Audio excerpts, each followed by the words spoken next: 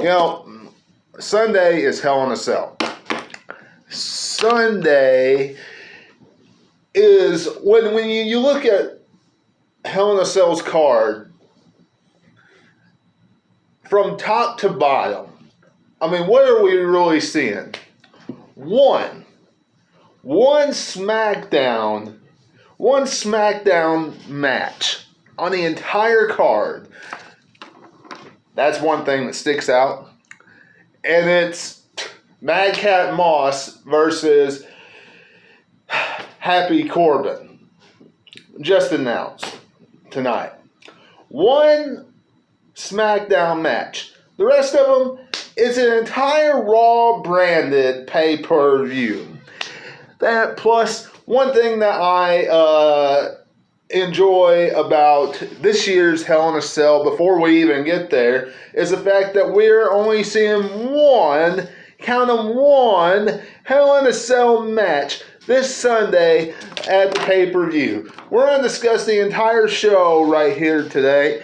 What I think is going to happen from top to bottom, from Cody Rhodes versus Seth Rollins inside Hell in a Cell, all the way down to the United States Championship, Theory defending the title against Mustafa Ali.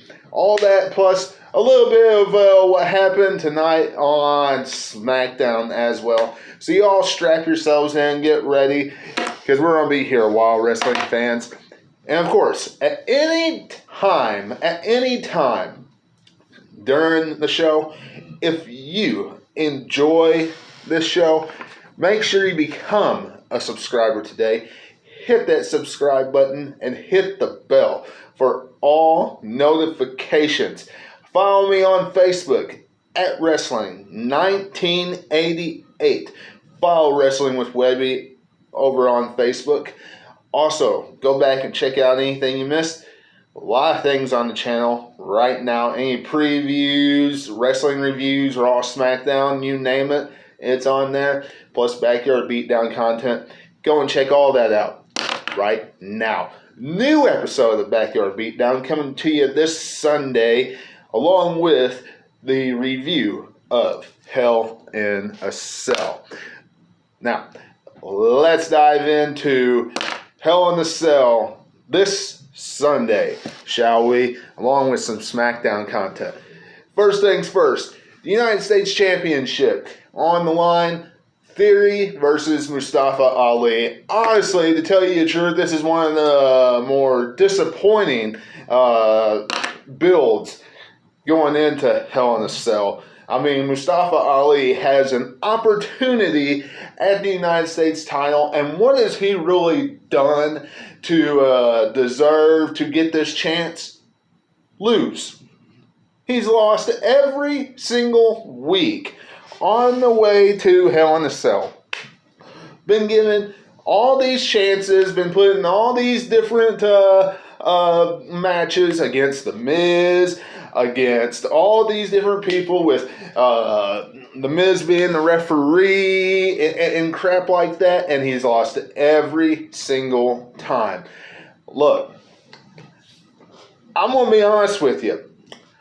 Mustafa Ali, and this is WWE Wrestling 101 says that Mustafa Ali is winning. Because, quite frankly, whoever gets the upper hand the week before genuinely wins at the pay-per-view. Now, they could, because of all the stuff that we all know behind the scenes with Mustafa Ali, they could be saying, well, you want to come back to work? Well, we're just going to use you as a rag doll and have you go out there and get beat up all the time until your contract runs out. They could be doing that. At the same time, you know what? Let's prove all the marks wrong. Let's prove all the people that come on here and do these reviews and things like that all over the internet and everything like that. Let's prove all them wrong. Let's prove all the fans wrong that Theory is going to just mow down Mustafa Ali, and let's give Ali the United States title for a short reign, probably till Monday. Honestly, I'm going to go with Mustafa Ali here because I can just see WWE doing some crap like that and then giving it right back to Theory the next night. Y'all let me know what you're thinking about that in the comments below. Finn Balor,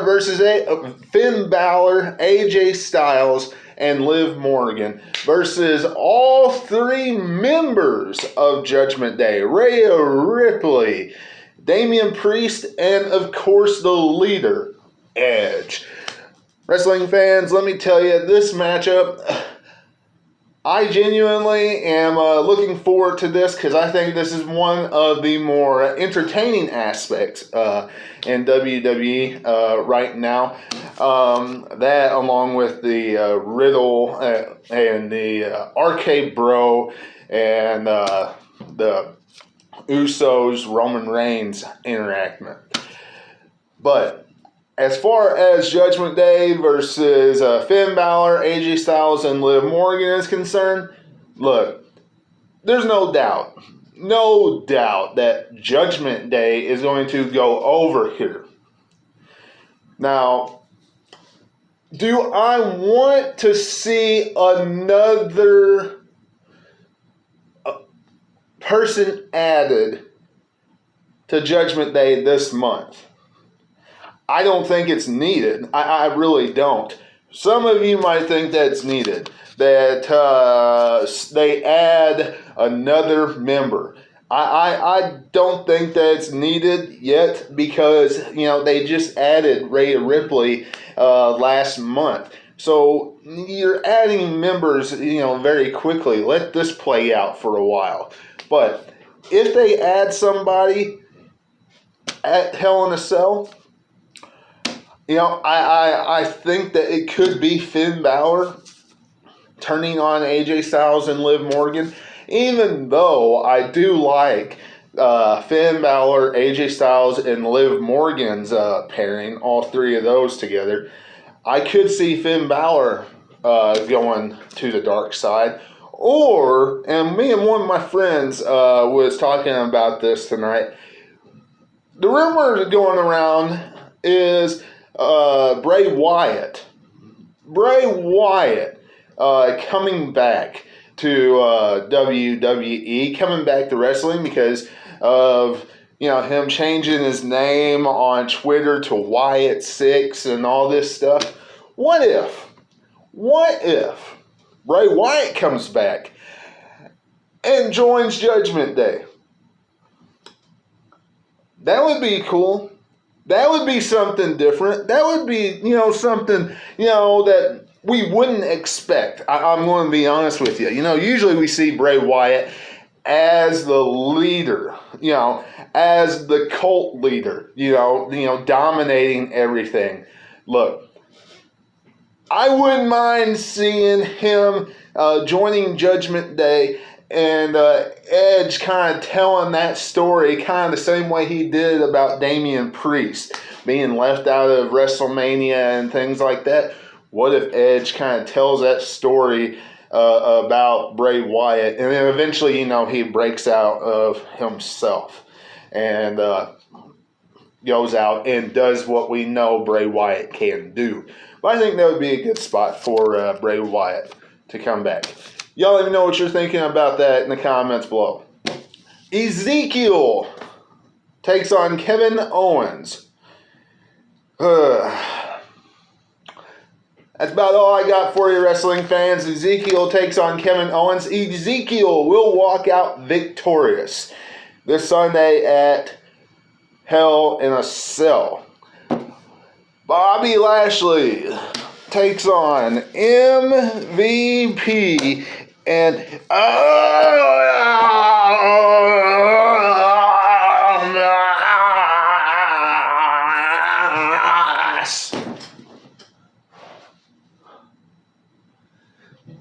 in a 2-on-1 handicap matchup.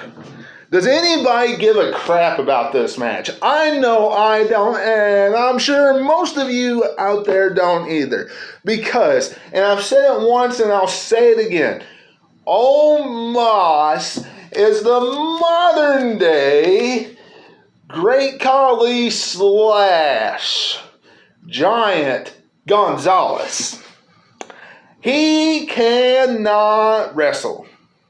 He can't. The sooner this is over,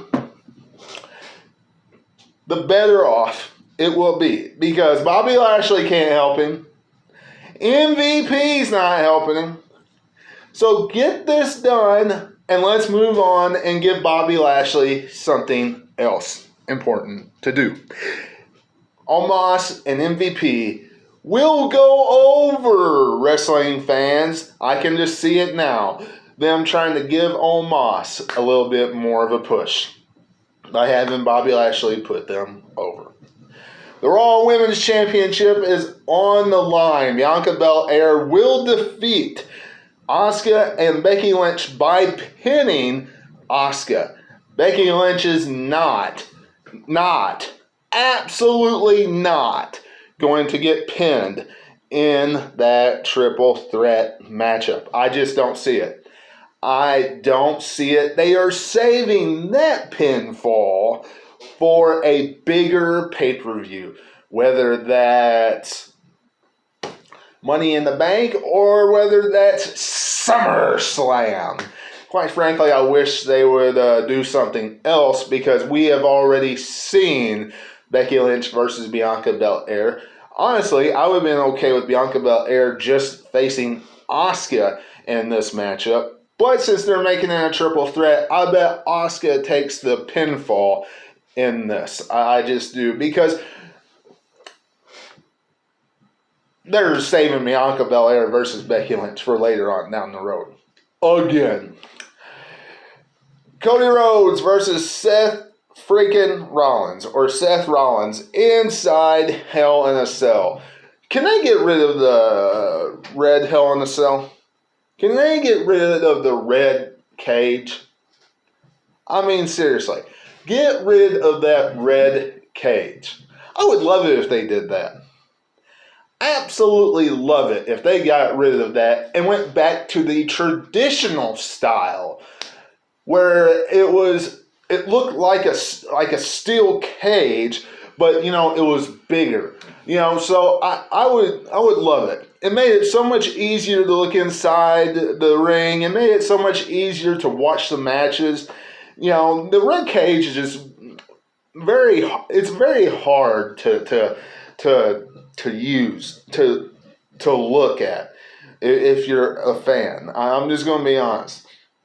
It's not a good look. But Cody Rhodes versus Seth Rollins promises to be a good matchup. Every match they have had so far has been great. But let me tell you, this, I hope, ends it. We all know how WWE says. They say this is going to end the feud, and then they stretch it out a little bit longer. This needs to close the chapter, close the feud for a while, and let's not see Cody versus Rollins anymore. We just don't need to see it. But, as much as I don't like seeing people lose,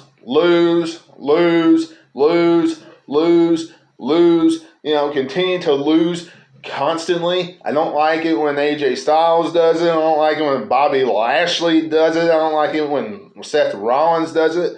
I don't like it when Mustafa Ali does it. It just, to me, even when, it doesn't matter how much they lose, they're going to be okay anyway. It just looks bad. It does. Even if they're helping, even when they're helping Cody Rhodes or whoever they're facing, building them up. It just looks bad for that one person to just lose all the time, every single week. And I'm not a fan of 50-50 booking, but they could have less matches, tone down as many matches, and have more storyline. And in this case, they've done a good job only having 3 matches out of them. And I still think that Cody Rhodes is going to be victorious. And in this case, I'm okay with that. Cody Rhodes needs to walk out victorious. Seth Rollins does not need to pick up the victory. Now, would it surprise me if he did? Absolutely not. It would not surprise me if WWE pulled Seth Rollins and had him win. That wouldn't surprise me a bit. So don't be shocked, wrestling fans, especially all you Cody Rhodes fans, if Seth Rollins picks up the victory on Sunday. But Cody Rhodes needs to win, and I hope he does on Sunday. Now, as far as SmackDown is concerned, they should have saved the Usos versus Nakamura and Riddle for Hell in a Cell. They should have saved that tag team matchup for Hell in a Cell. Too many title matches on TV, on SmackDown and Raw. Because we got an Intercontinental title matchup next week. I'm looking forward to seeing it. I'm looking forward to see Gunther become IC champ, because there's no way Ricochet is surviving that matchup. But wrestling fans, I'm going to be honest with you. Too many title matches on weekly television. It just is. So that should have been saved, in my eyes, for Hell in a Cell. Now, clearly they are building up to Money in the Bank. Clearly. Riddle will lose, but that will be a great matchup between Roman Reigns and Riddle, if they let them go out there and go hands on deck. Throw it all out for their matchup. Now, as far as Drew McIntyre is concerned, I'm going to be honest with you. Who cares? Who cares? I don't care about Drew McIntyre getting another title shot. He's fine staying out of the title picture, if you ask me.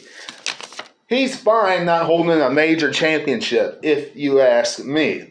Because I wasn't that interested him being a babyface as a champion. He's much better being a heel as a champion. That's just me. And I understand why they're doing it. It's because of where they're going in September. But wrestling fans, that's just me when it comes to that. Y'all let me know what you're thinking in the comments below. Do you want to see Drew McIntyre as the next reigning, defending, undisputed WWE Universal Champion? Let me know in the comments below. If you ask me, it's no. I don't. I'd rather them give it to Riddle or Randy Orton, or I'd rather give it to those two over Drew McIntyre. And Drew McIntyre making that announcement tonight on SmackDown gave away Money in the Bank and SummerSlam's card.